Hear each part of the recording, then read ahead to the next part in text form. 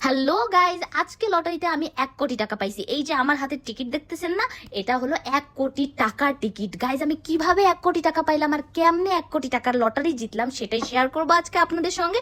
আমি তো কোটিপতি হয়ে গেছি। 1 কোটি টাকার থেকেও অনেক বড় বড় বড় ধামাকা আজকে আমার হাতে। কি ধামাকা, কেন, কিভাবে, সেটা আপনারা একটু পরেই বুঝতে পারবেন। আর এটা দেখার পর আপনারাও বিস্মিত হয়ে যাবেন। অবশ্যই আপনারা টের পেয়েছেন কি ধামাকা। আজকে আমি আর আমার ফ্রেন্ড মিলে আমরা চলে গেছিলাম বরবাদ মুভি দেখতে। আরে ভাই, 1 কোটি টাকার থেকেও বেশি ফিলিংস আর এনজয় হয়েছে আজকে আমার। এত বেশি খুশি হয়েছি আমি, যেটা 1 কোটি টাকাও আমাকে সেই সুখ দিতে পারতো না।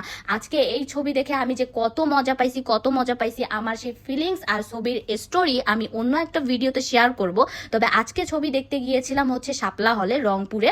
তো এখানে গিয়ে আমরা হচ্ছে 2টা টিকিট নেই, যেহেতু আমরা দুজন গেছিলাম। আর একটা করে টিকিটের মূল্য ছিল 150 টাকা করে। আমরা দোতলায় দেখছি, নিচতলায়ও না, একবার 3তলায়ও না।